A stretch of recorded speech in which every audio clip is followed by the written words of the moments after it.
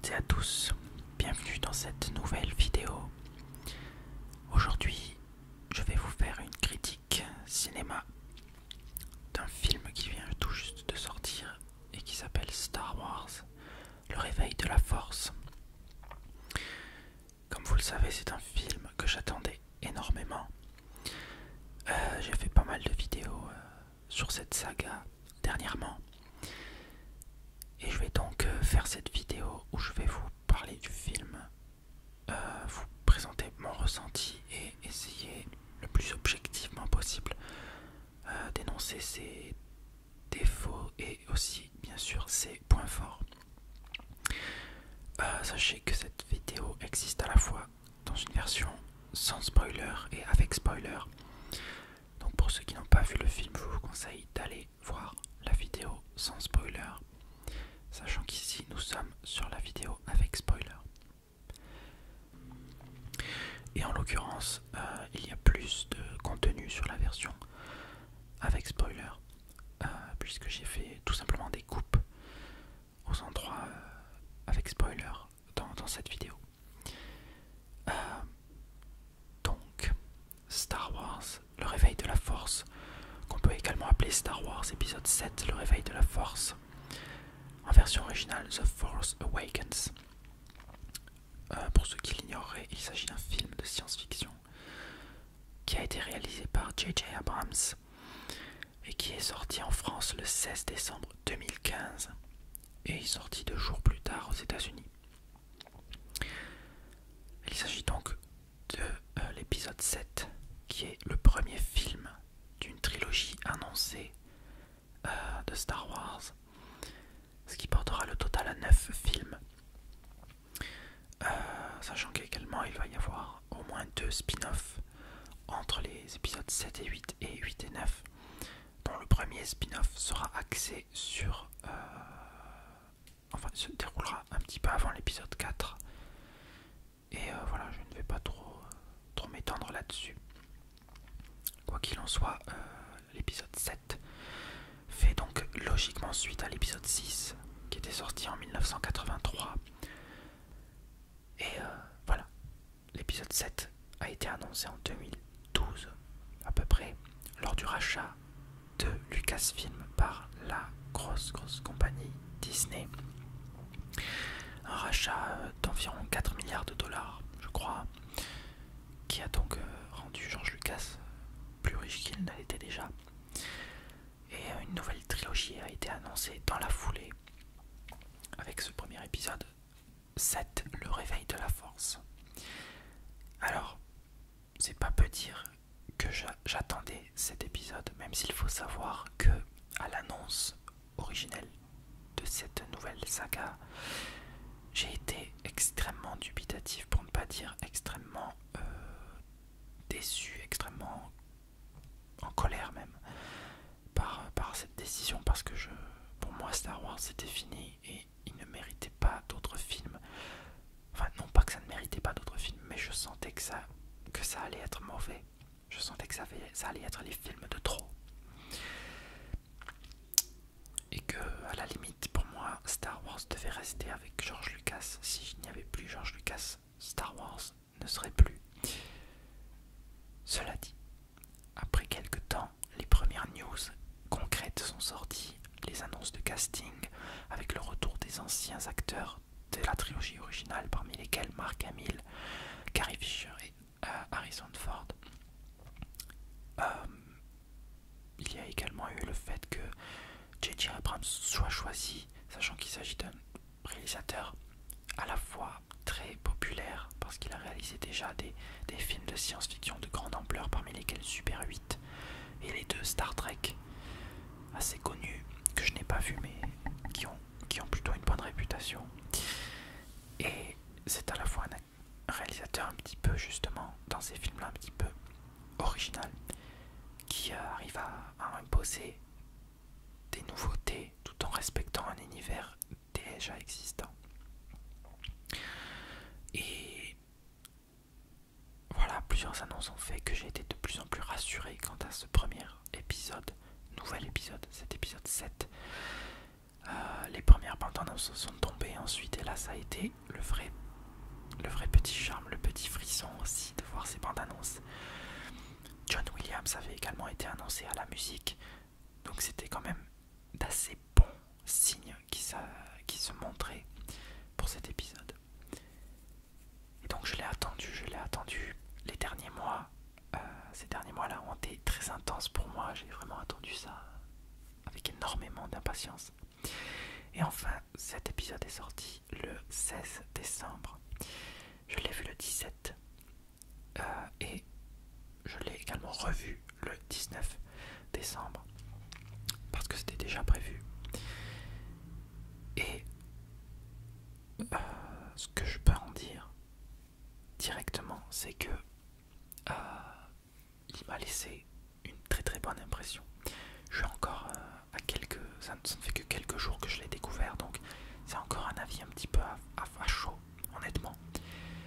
Mais je peux vous le dire directement déjà, c'est un film que j'aime beaucoup. J'avais pas d'appréhension, en fait je ne m'étais pas permis d'avoir de l'appréhension sur ce film parce que je l'attendais beaucoup trop et j'espérais vraiment qu'il soit aussi bon que ce que je croyais. Et je peux le dire comme ça, ce film correspond à peu près à tout ce que j'attendais de ce film.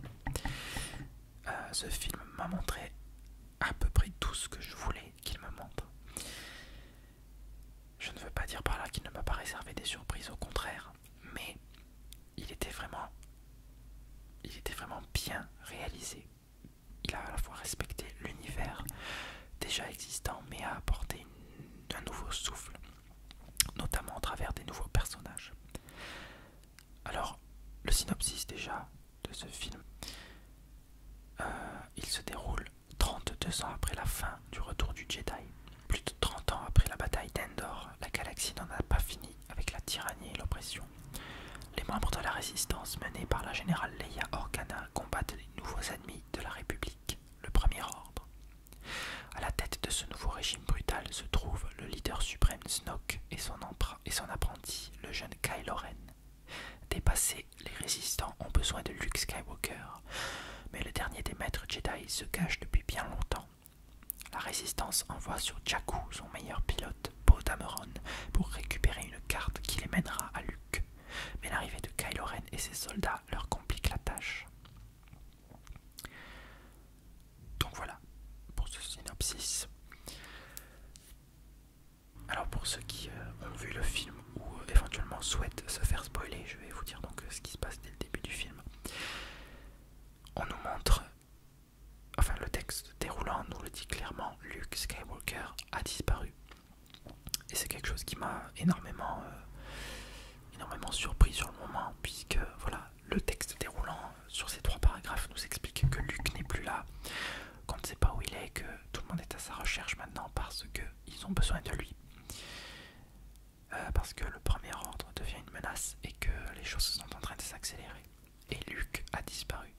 Et là on comprend que déjà ça va être une grande partie, au moins une grande partie du film va être sans Luke. À moins qu'il ne le trouve dans le premier tiers du film, mais on sent quand même qu'il va y avoir une histoire avec la recherche de Luke. Donc forcément voilà, on se dit tiens, on va pas voir Luke tout de suite, ce qui n'est pas plus mal parce que ça va permettre de faire monter l'excitation tout au long du film, tout en se focalisant sur d'autres aspects du film, ce qui est très très bien. Donc il y a cette annonce au début du film qui fait que ça met en place une très bonne intrigue dès le début. Le film commence sur les chapeaux de roue, je ne vous dirai pas forcément comment, mais il commence vraiment très bien, avec une première scène très très bien réalisée pour moi, dans tous les sens du terme, à la fois dans les personnages qui sont mis en scène, la situation qui se déroule devant nos yeux, et puis également sur le côté esthétique. C'est vraiment, on est en train vraiment de plonger directement dans un univers qu'on connaît déjà, mais qu'on voit forcément 30 ans plus tard a un petit peu changé. Donc on nous plonge directement au cœur de l'action. Et donc la suite du film s'axe, enfin la suite de ce début de film s'axe autour d'une seule et même planète. Donc il s'agit de la planète Jakku qui se voit assailli, enfin un village de la planète qui se voit assailli par le Premier Ordre, alors que le pilote, le meilleur pilote de la rébellion, ou plutôt de la résistance, est en train de recueillir des informations, une petite clé à l'intérieur de laquelle il y a un bout de carte menant à Luke Skywalker. Poe est pris dans une embuscade du Premier Ordre et fait face à Kylo Ren, qui se révèle donc quasiment dès le début du film, et il nous montre quand même une présence assez imposante. C'est un petit peu à la manière de Dark Vador. Forcément, Kylo Ren, c'est un petit peu l'équivalent de Dark Vador dans cette dans ce nouveau film. Le casque, la voix, le masque, la voix tout aussi masquée, et voilà, l'aspect noir, côté obscur, le sabre. Voilà. Dès le début, on voit quand même que Kylo Ren est quelqu'un qui, voilà, c'est le côté obscur, il n'hésite pas à tuer. Et c'est quelque chose qu'on voit vraiment d'ailleurs dans ce film, c'est la menace représentée par le Premier Ordre. Quelque chose qu'on ne voyait pas forcément dans l'Empire, dans les films avec l'Empire. On ressentait la menace, mais on ne la voyait pas vraiment. On ne la montrait jamais vraiment. Donc on la ressentait, mais on ne la ressentait pas vraiment. C'était quelque chose qui était suggéré. Là, on voit vraiment les choses se passer. On voit des gens mourir. Et c'est ça qui est bien dans ce film. Alors, à propos des nouveaux personnages qui entrent en scène, il y a un nouveau trio qu'on peut considérer comme l'équivalent de l'ancien trio, formé par Luke, Leia et Han Solo. Il s'agit donc des 3 nouveaux personnages, dont le premier, pas forcément le principal, mais le premier est Poe Dameron, incarné par Oscar Isaac, qui est donc un pilote de la Résistance, qui est introduit au début du film, et voilà, qui est en mission avec un certain but. Et j'ai trouvé ce personnage très réussi, facilement attachant, ou plutôt facilement admirable. C'est pas le personnage auquel on s'identifiera le plus, parce qu'il est déjà assez doué dans son domaine. C'est un petit peu un vétéran déjà au moment où on le voit. Enfin, pas un vétéran vraiment, mais quelqu'un qui sait déjà ce qu'il fait. Le deuxième personnage, c'est le personnage interprété par John Boyega, Finn, qui est donc un Stormtrooper, chose qu'on avait déjà vue dans les bandes annonces. Il s'avère donc au début du film qu'il il participe à sa première mission. Il a été élevé toute sa vie pour être préparé à ça, enlevé à des parents qu'il n'a pas connus, comme il le dit si bien dans le film. Et dès sa première mission, il décide de ne pas tuer pour le Premier Ordre, et il décide donc de fuir. Il aide Poe Dameron à s'échapper, puisque Poe Dameron se fait capturer dès le début du film.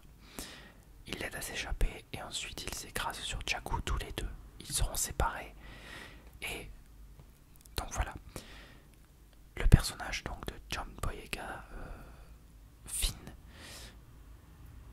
est très facilement attrayant, je trouve, parce que il a déjà la grosse originalité pour un Star Wars d'être un Stormtrooper en personnage principal. C'est quelque chose qu'on n'avait jamais vu jusque-là, et même on n'avait jamais vraiment vu les Stormtroopers. On avait vu les clones, mais les Stormtroopers en eux-mêmes, qui étaient a priori à moitié des clones, et pour certains, et les autres, c'était très certainement des gens normaux. Parce que au moment de l'Empire, 20 ans après la purge Jedi, beaucoup de clones étaient morts et ils devaient remplacer les troupes. Donc il y avait forcément des Stormtroopers qui n'étaient pas des clones. Donc là c'est pareil. Mais enfin on a l'occasion de voir le côté humain d'un Stormtrooper et de voir qu'est-ce qu'il en retourne de ce personnage. Et donc le personnage de Finn est très réussi, non seulement à cause de ce point de vue-là, de cette originalité, du fait que c'est un Stormtrooper qui décide de prendre les choses en main et de désobéir au premier ordre pour rejoindre la résistance. Mais en plus, il a un côté, ce personnage-là, très comment dire, il n'est pas forcément le héros qui va être le plus doué. Il fait des maladresses, il a des moments d'absurdité ou des moments de maladresse, des moments de, comment je pourrais dire, des moments de folie aussi. Je pense notamment à certaines scènes où pour moi littéralement il pète un câble, et c'est ça qui m'a fait pas mal rire. D'ailleurs cet épisode se montre assez rempli d'humour, pas un humour lourd, mais vous allez voir un humour assez bien géré, je trouve. Et voilà, le personnage de John Boyega, très appréciable, qu'on voit d'ailleurs plus que le personnage d'Oscar Isaac, Poe Dameron, qui est d'ailleurs des trois personnages celui qui est le plus en retrait. Poe Dameron, c'est celui qui est le plus en retrait, et celui dont on se sent le moins proche, à mon avis.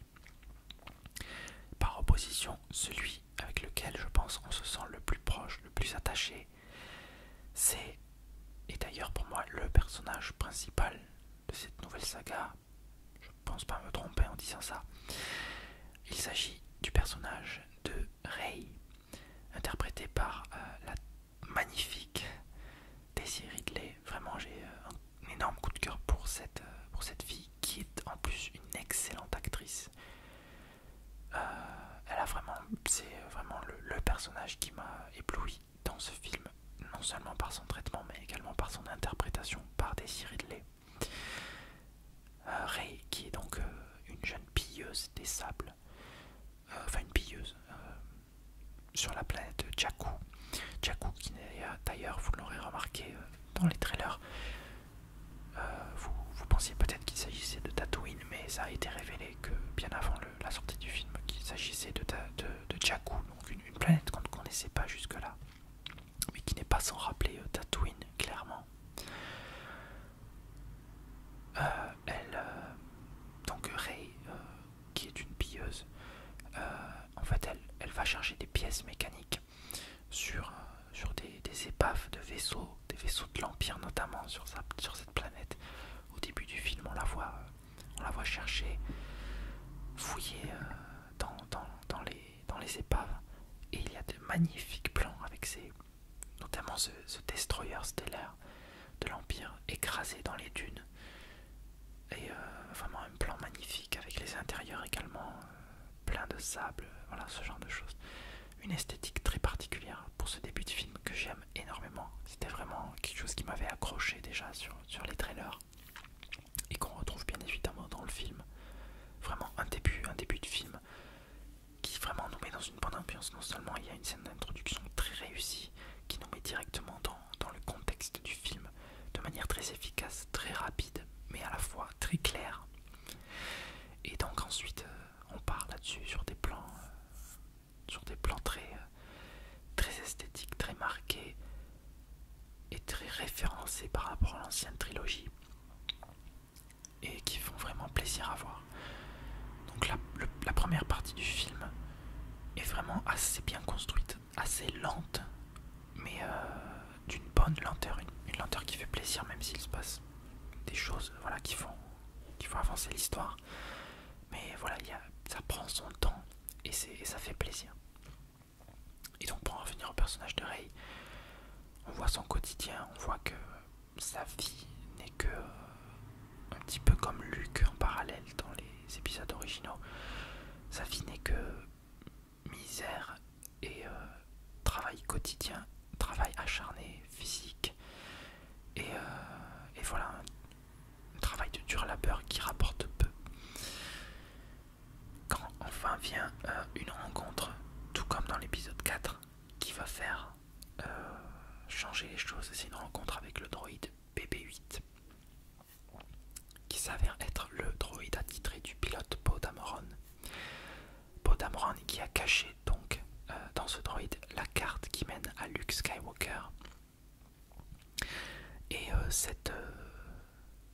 ce droïde donc rencontre Rey et c'est de là que vont partir les aventures.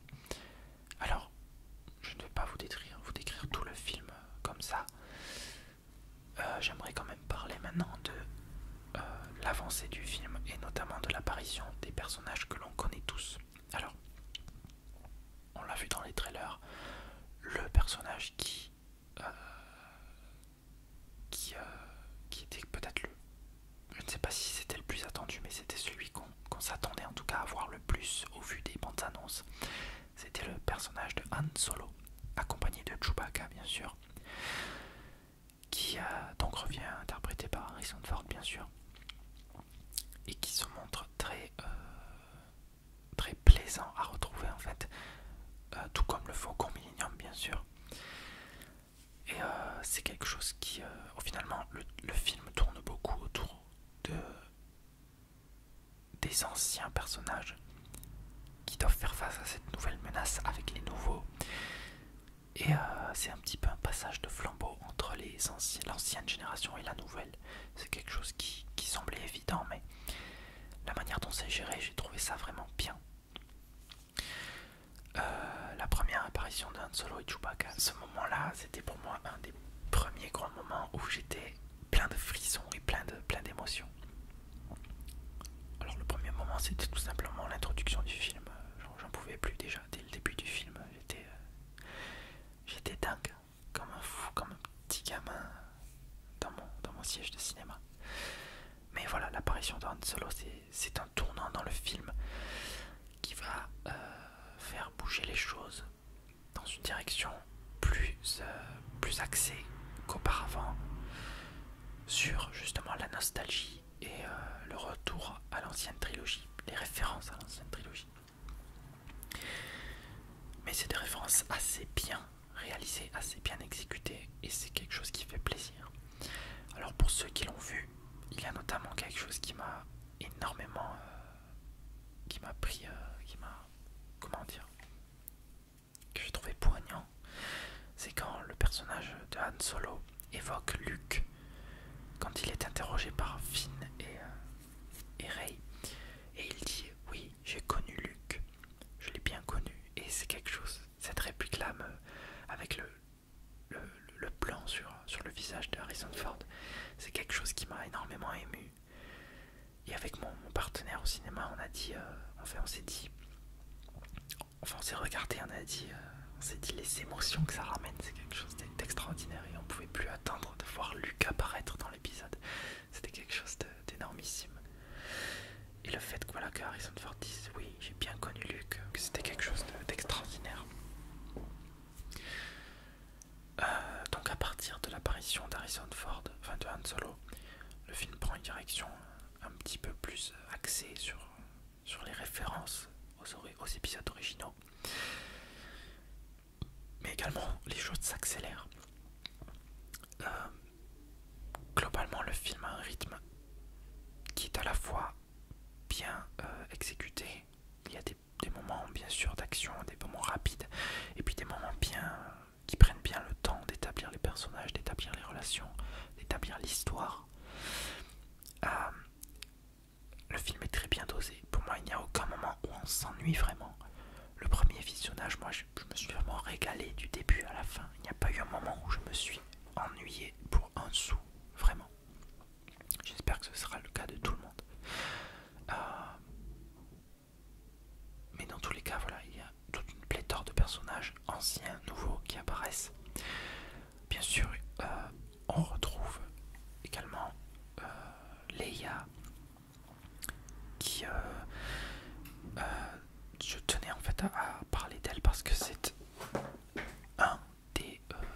peut-être un des points qui m'a un petit peu déçu dans le film. Pas non plus au point d'être un défaut du film, mais en fait l'interprétation de Carrie Fisher n'a rien d'original. Même si voilà, Harrison Ford par exemple, pour moi il a été très bon dans le rôle, sans être transcendant forcément, mais je veux dire, voilà, c'est Han Solo, c'était vraiment Han Solo devant moi, c'était un plaisir de le revoir. Je ne vais pas dire que Carrie Fisher, ça ne m'a pas fait plaisir de la revoir. Je dois avouer que la première apparition a été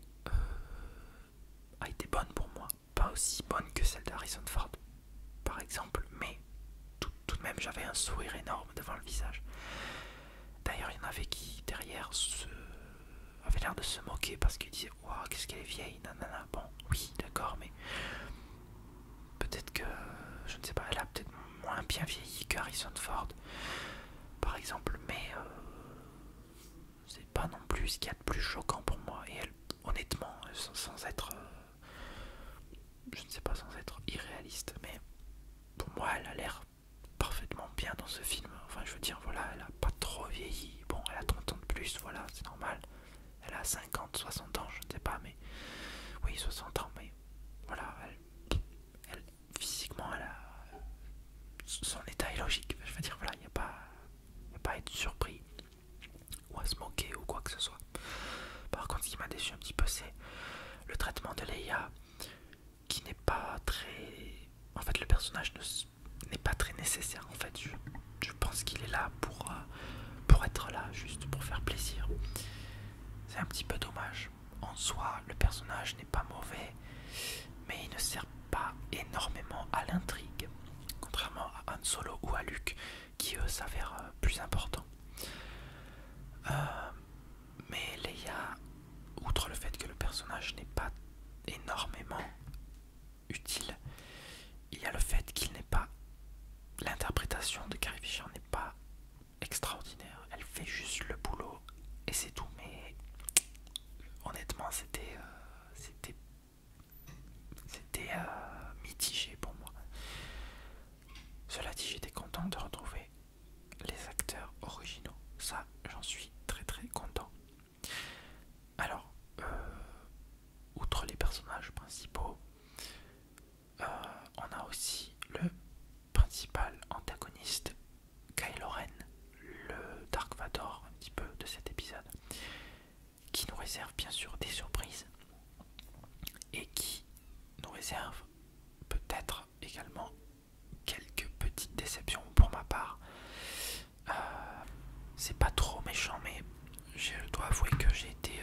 alors au premier visionnage ça ne m'a pas trop choqué, mais au deuxième déjà c'était un petit peu plus compliqué. C'est-à-dire que dans la première partie du film, le personnage s'avère assez satisfaisant pour moi. Mais dès la deuxième partie du film, quand on en apprend un peu plus sur son sujet, eh bien c'est là que ça commence à être plus compliqué, contrairement à Dark Vador où ça s'avérait très intéressant. Là, ça tombe un peu comme un cheveu sur la soupe, on va dire. Non pas que ce soit mauvais en soi, mais c'est un petit peu... ça désacralise un petit peu le méchant. Dark Vador, on ignorait tout de lui lors de l'épisode 4, si ce n'était que c'était le méchant. Là, dès cet épisode 7, on sait déjà des choses sur Kylo Ren. C'est ça qui est peut-être dommage en fait.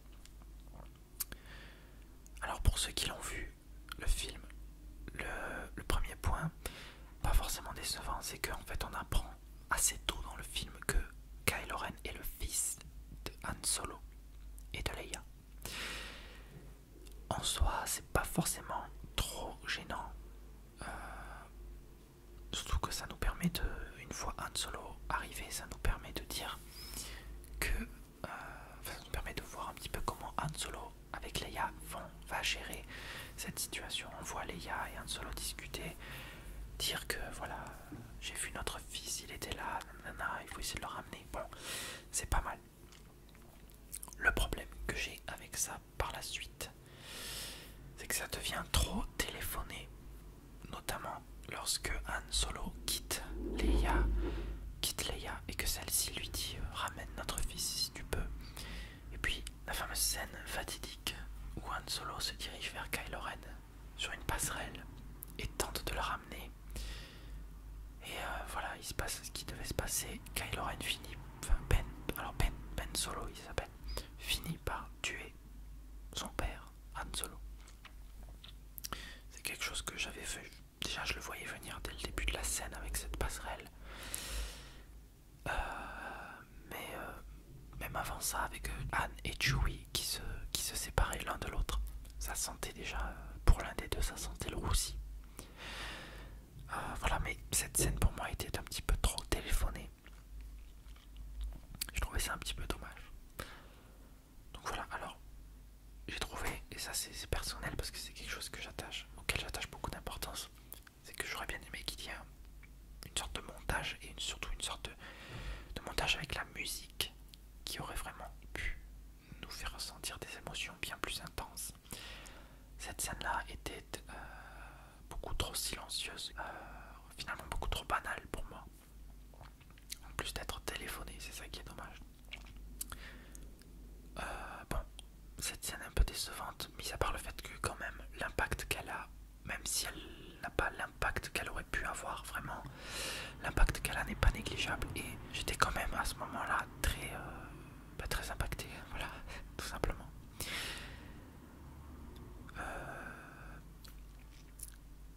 Qu'est-ce que je peux dire d'autre? C'est que, alors, l'autre point qui m'a déçu, et c'est à peu près tout en fait, ce qui m'a déçu avec ce film, c'est-à-dire pas grand-chose au final, mais c'est justement, c'est dommage pour un Star Wars, mais c'est la musique. Sans être, au contraire, sans être nulle, elle est quand même, elle fait le job, c'est quand même John Williams et ça fait plaisir de le retrouver. Mais déjà, dès le générique, j'ai vu la différence, l'introduction. Le début ne sonne pas pareil que dans les autres, alors c'est pas plus mal, vous direz, ça change un peu.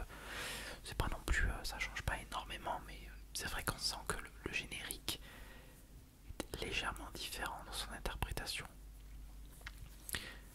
Mais outre ça, j'ai trouvé que, à part quelques thèmes par-ci par-là, notamment le thème de Rey, que je trouve extrêmement réussi, extrêmement agréable à écouter, j'ai pas trouvé qu'il y avait énormément d'originalité dans cette bande originale. Alors, ça m'a pas empêché d'acheter le CD, parce que tout simplement j'ai pas tous les CD des Star Wars, mais je les ai tous sur mon ordinateur, je les ai tous sur Deezer, je les écoute assez souvent, surtout ceux des épisodes originaux ou de l'épisode 3 qui sont vraiment les meilleurs au niveau des bandes originales. Mais l'épisode 7, à part quelques morceaux, il n'y a rien d'extraordinaire. Pour moi, il y a le thème de Rey et le thème de la fin, le dernier morceau de la bande originale qui correspond aussi au morceau du générique, puisqu'il y a la fin du film et le générique, voilà. À part ça, il n'y a rien d'extraordinaire dans cette bande-annonce, dans cette bande originale, pardon. Le film est parsemé à beaucoup d'endroits de thèmes connus, les thèmes de la force, les thèmes les thèmes de Leia, je pense, les thèmes de l'amour. Voilà, je crois que c'est des thèmes comme ça. Les thèmes de bataille spatiale un petit peu, avec le thème du Faucon Millenium. Je sais pas s'il y a vraiment un thème du Faucon Millenium, mais il y a un thème où voilà, on l'entendait dans les épisodes originaux.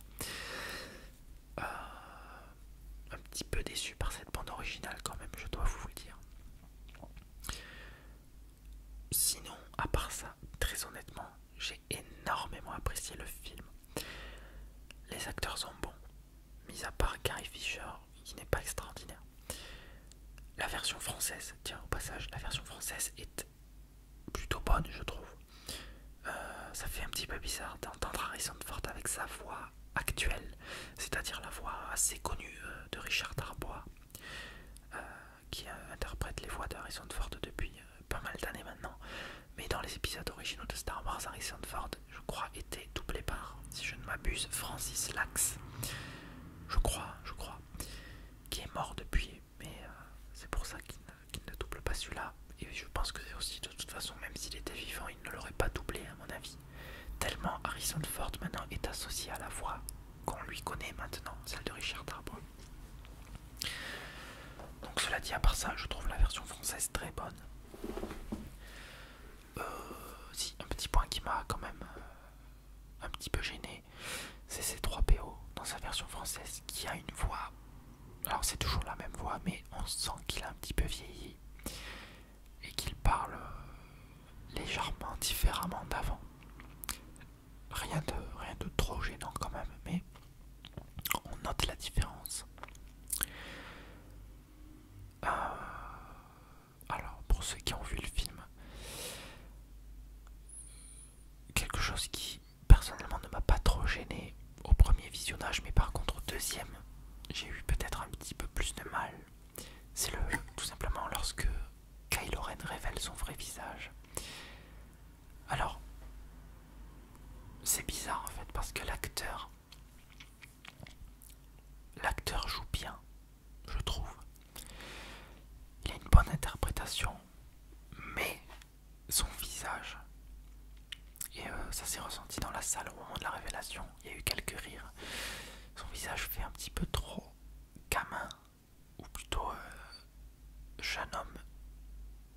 capricieux.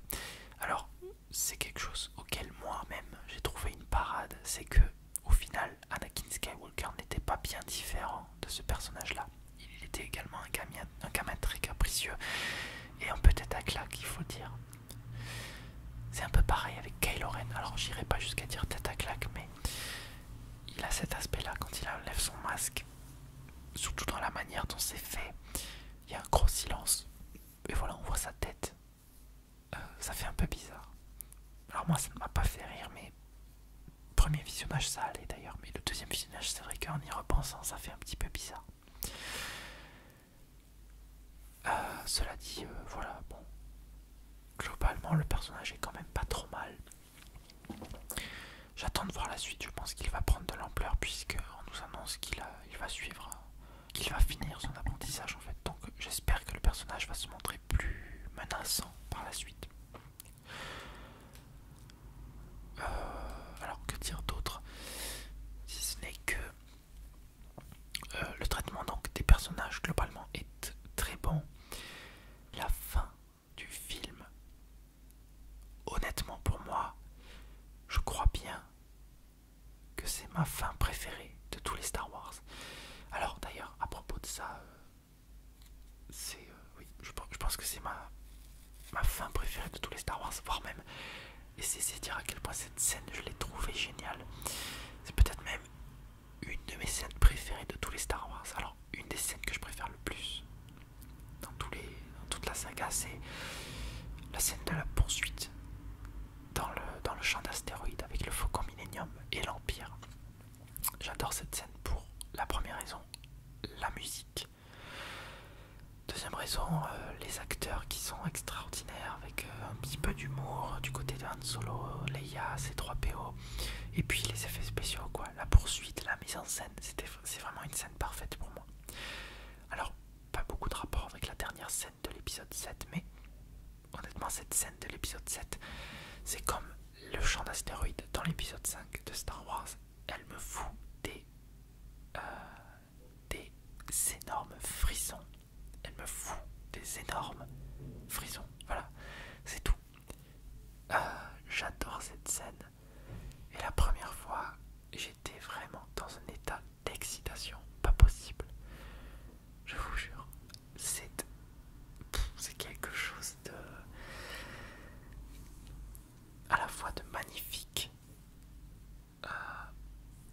un petit peu tragique et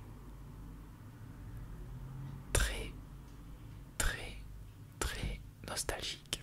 Voilà, c'est un mélange de tout ça. Pour ceux ayant vu le film, il s'agit donc de l'apparition de Luke qui apparaît donc dans la dernière minute du film. Et il s'agit vraiment pour moi je pense de la meilleure scène du film, tout simplement. Une scène qui m'a mis des frissons, qui m'a littéralement transporté. Et j'ai trouvé ça extraordinaire. La musique, c'est un des rares moments où la musique est vraiment excellente. Il y a un thème très mystérieux qui, tout au long de la montée de Rey dans les marches sur cette île, qui fait que, voilà, on sait ce qui va se passer, on sait que ça va arriver. Et puis au moment où ça arrive, c'est extraordinaire. Et alors, honnêtement, je ne m'attendais pas à ça de ce film. Donc je vous le dis à vous qui avez vu le film, qui vous attendez donc à un spoiler, mais honnêtement, je pensais qu'on verrait Luke au moins un quart du film, au moins un tiers du film, peut-être même plus, mais il avait été annoncé au casting, voilà, il y avait eu du tournage avec lui, donc voilà, je m'attendais à ce qu'on voit Luke, mais je ne m'attendais certainement pas à ce que non seulement on ne le voit que 1 minute à tout péter dans le film, mais en plus il ne prononce aucun mot dans le film. Mais justement, il s'est fait attendre dès le début du film. Dès le début, on nous dit Luke a disparu. Jusqu'à la fin, jusqu'à ce qu'enfin on retrouve Luke. Alors, un petit défaut d'ailleurs du film, c'est qu'au final, le système, ouais, bon, la carte qui mène vers Luke, voilà, R2 avait un bout de la carte, BB8 avait l'autre bout de la carte. J'ai trouvé ça un petit peu bateau. Mais bon, voilà, en même temps, c'était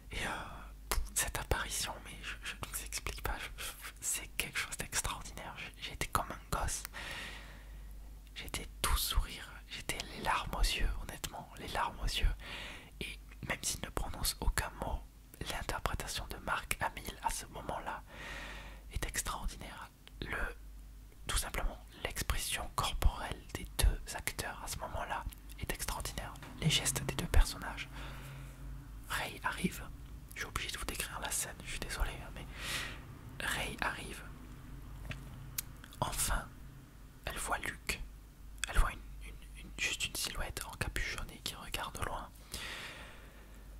Et cette silhouette ressent l'arrivée du nouveau personnage de Rey. Cette silhouette se retourne, on voit d'abord la barbe, tout simplement de profil. Puis Luke qui se retourne, on voit enfin son visage sous la capuche. Ils la regardent, tous les deux se regardent, puis Luke enlève sa capuche, qui révèle d'ailleurs une chevelure assez longue. Je ne m'y attendais pas vraiment, je m'attendais à des cheveux assez courts, un petit peu comme il les a d'ailleurs dans la vraie vie actuellement, Mark Hamill. Mais en fait, il a les cheveux qui lui arrivent à peu près... Enfin, c'est mi-long, quoi, à peu près au milieu du visage, un peu plus même, je pense. Et il a une expression dans le visage qui montre, non seulement on voit que Luke est usé par le temps, mais aussi, voilà, c'est un vieil ermite, il est retiré depuis longtemps. Et là on le voit regarder Rey qui lui tend enfin le sabre laser qu'elle a récupéré, le sabre laser de Luke qui appartenait auparavant à Anakin. Elle le lui tend avec le thème de la force qui apparaît. Et on voit enfin un des derniers plans, c'est Luke qui a les larmes aux yeux un petit peu et qui a l'air de, je ne sais pas, de comprendre. Je ne me suis même pas posé la question, je pense que j'ai pas approfondi la chose, mais il a l'air de comprendre tout l'enjeu de ce qui est en train d'arriver. Et pour moi en plus c'est une superbe allégorie parce que c'est-à-dire que avant c'était Luke le héros, le jeune héros à la recherche de l'aventure, et à la fin il devenait un chevalier Jedi et a priori il allait partir vers... C'est ce qui s'est passé d'ailleurs, il allait devenir le maître, tout comme Obi-Wan avant lui. Il allait devenir le maître, celui qui allait apprendre aux autres. Et là à la fin du film, c'est Rey, un des nouveaux personnages qui, un petit peu en dernier recours, se tourne vers Luke, lui retend à nouveau son arme et lui dit un petit peu, sans lui dire mais juste par un regard et un geste, lui dit s'il te plaît reviens. Et voilà, reviens en héros, viens nous aider, montre-nous la voie. Et c'est vraiment quelque chose que j'attendais, mais je ne l'avais pas imaginé comme ça. Et j'ai été très agréablement surpris par cet aspect-là, par cette scène-là. Et je suis très satisfait de cette fin qui m'a laissé forcément sur une impatience immense. Et en même temps, je me dis que le film, le prochain, donc l'épisode 8, ne sort que dans 1 an et demi. Donc il va arriver assez vite, ce film. Mais ça va être extraordinaire. Mais cette fin de ce Star Wars, c'est pour moi la meilleure fin de tous les Star Wars. Bon, celle de l'épisode 1, elle n'a rien de particulier, c'est juste la fête. Bon, voilà. L'épisode 2, elle est pas mal. J'aime bien la mélancolie qu'il y a, le côté un petit peu tragique, la musique, le mariage, la guerre des clones qui commence. L'épisode 3, elle est pas mal aussi, avec les très tragiques aussi, bien sûr, les deux jumeaux abandonnés en quelque sorte. Et Luke, donc, qui se retrouve sur Tatooine avec ce magnifique coucher, double coucher de soleil. La fin de l'épisode 4, je l'aime beaucoup, bien sûr, avec cette musique de la salle des trônes, la salle du trône, bien sûr. La fin de l'épisode 5, elle est pas mal. Et la fin de l'épisode 6, elle est mythique aussi, avec musique festive. Mais voilà, mais ça n'a rien à voir avec l'épisode 7 pour moi, qui s'achève pour une fois, pas sur un plan général. Pour une fois, il s'achève sur un plan...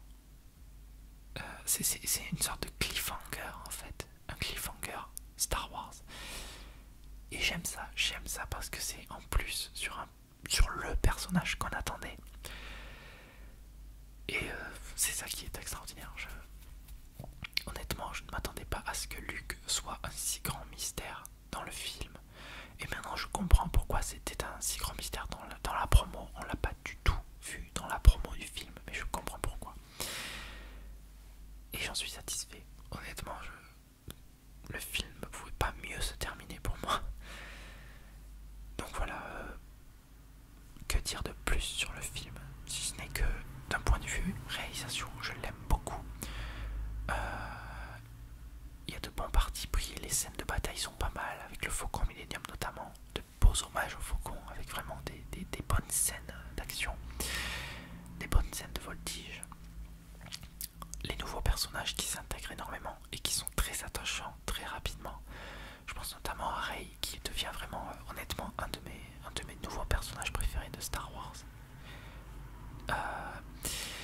les anciens, l'interaction avec les anciens nouveaux, les anciens personnages, vraiment quelque chose de très réussi qui rend hommage aux anciens films.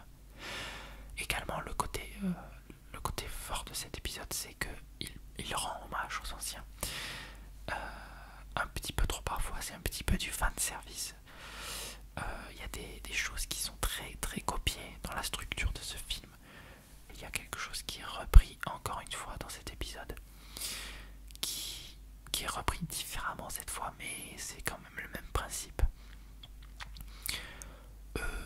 Ça donne lieu à des scènes qui ressemblent donc à ce qu'on a déjà vu auparavant, même si ce sont des scènes très réussies encore une fois. Mais voilà, cela dit, il y a de l'originalité dans ce scénario. Il y a un petit peu de la part de J.J. Abrams. Il nous montre qu'il ose changer les choses dans cet univers aussi. Il se passe des choses qui vont faire bouger certaines relations, qui vont faire bouger des codes qu'on pensait acquis dans Star Wars. Voilà, tout n'est pas éternel, mais voilà, les choses changent, mais en même temps elles restent toujours un peu les mêmes, même après avoir changé. C'est quelque chose de spécial. Je crois que c'est Mark Hamill qui a dit ça d'ailleurs. Les choses changent, mais elles ne changent pas vraiment. Voilà. Sinon, voilà, pour finir sur cette critique, parce que ça commence à faire un petit moment que j'en parle, honnêtement, je l'ai énormément apprécié. À la fin de la première séance, j'étais super satisfait. J'étais comme un gosse, il me tardait de le revoir. C'est pour ça que je l'ai donc revu une seconde fois. C'était déjà prévu en fait. J'avais dit à mes copains qui voulaient le voir que j'irais le voir avec eux aussi, même si je l'avais vu une première fois, et même s'il n'était pas terrible, tant pis, il fallait que je le revoie, c'est quand même Star Wars. Mais rassurez-vous, j'irai le voir une troisième fois en VO pour voir ce que ça donne. Et peut-être une quatrième fois avec mon grand frère qui tient à le voir, et j'aimerais bien le voir avec lui parce que c'est lui qui me les a fait découvrir, les Star Wars, donc je lui dois ça. Mais voilà, quoi qu'il en soit, une bonne réalisation. C'est dommage que J.J. Abrams ne rempile pas pour les prochains épisodes. Les épisodes suivants, 8 et 9, seront réalisés par deux réalisateurs différents, dont je crois l'épisode 9, ce sera le réalisateur de Godzilla. Donc à voir ce que ça donne. Et je crois que l'épisode 8, c'est le réalisateur de Looper, avec Bruce Willis. Voilà. Mais quoi qu'il en soit, cet épisode 7 donne d'excellentes bases pour une nouvelle série d'épisodes. J'attends de voir ce que ça va donner vraiment. Et voilà, honnêtement, je ne peux que me réjouir de cet épisode qui, sans être le meilleur, est un des meilleurs épisodes de Star Wars. Et clairement, il supplante la prélogie, même l'épisode 3 que j'aime quand même beaucoup. L'épisode 7 est beaucoup mieux, je pense. Si je devais établir un petit classement comme ça, rien de définitif, honnêtement, ne prenez pas ça pour figer. Mais je dirais que voilà, l'épisode que je préfère de tous, c'est quand même l'épisode 5, suivi par l'épisode 6. Et ensuite, ça pourrait être suivi par l'épisode 7, ou l'épisode 3, ou l'épisode 4. En fait, les 3, ouais, le 3, 4 et le 7 se valent beaucoup. Bon, ils sont très différents, les 3 sont très différents, ils appartiennent tous les 3 à une période différente. Le 3 est assez obscur, mais c'était aussi la prélogie et il y avait des côtés très dispensables, quelque chose d'assez... Enfin, des aspects mal gérés par George Lucas, trop bateau, trop générique. Cela dit, l'épisode était assez sombre, c'était appréciable, et puis très beau visuellement. Et voilà, une dernière partie quand même très jouissive. L'épisode 4, bien sûr, il est mythique, c'est le premier, il est génial. Les effets spéciaux pour l'époque étaient géniaux. Il a ce côté charme qu'on pourra jamais lui enlever. Un petit peu un côté magique. Et puis donc l'épisode 7, le nouveau de cette trilogie qui honnêtement est extraordinaire. Il fait beaucoup de références aux anciens épisodes, mais c'est un petit peu ce qui se faisait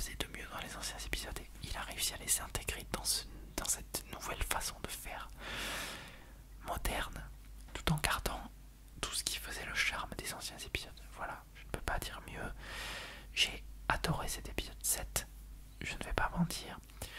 Je pense que je lui donnerai un 8,5 sur 10, si c'est pas un 9 sur 10. C'est peut-être un peu gentil. Ouais, 8,5 quand même. 8,5, 9. Voilà, je ne peux pas renier que j'ai adoré ce film. Malgré quelques défauts qui seront, je pense, vite pardonnés quand même. Et si vous êtes fan, je vous conseille d'aller le voir. De ne pas trop attendre pour ne pas vous faire spoiler. Ça a été un des gros problèmes de ce film aussi pour moi. Et c'est pour ça que je voulais le voir dès le début quasiment. Parce que les spoilers, j'ai l'impression que cette affaire sur ce film, les spoilers ont été une affaire de folie sur ce film. J'ai jamais vu ça, j'ai l'impression. Les gens n'ont pas pu s'empêcher d'en faire une montagne. Et c'est vrai que moi j'avais peur de me faire spoiler pendant dès le jour de la sortie. J'ai arrêté d'aller sur Facebook, d'aller voir tout ce qui était sur Star Wars, d'essayer d'éviter au maximum parce que j'avais peur de me faire spoiler. Voilà. Mais quoi qu'il en soit, j'adore ce film. Clairement, un de mes nouveaux Star Wars préférés. Voilà. Et puis voilà. Je ne sais pas, c'est un avis un petit peu à chaud, même si ça fait quelques jours que je l'ai vu, mais j'ai pas eu le temps de trop préparer cette vidéo. Mais j'ai vu qu'on me l'a proposé, donc je l'ai faite. J'espère que ça vous aura plu. J'espère que mon avis aura été assez bon. Et bon, je pense qu'on aura l'occasion peut-être d'en reparler dans d'autres vidéos. Je vous dis merci dans tous les cas d'avoir suivi. Et n'hésitez pas à me faire vos retours sur cet épisode. Essayez de... Alors, libre à vous dans cette version avec spoiler de la vidéo de commenter dans les commentaires, de poster tout ce que vous voulez sur le film, d'en discuter librement. Vous pouvez aller spoiler comme vous voulez bien sûr.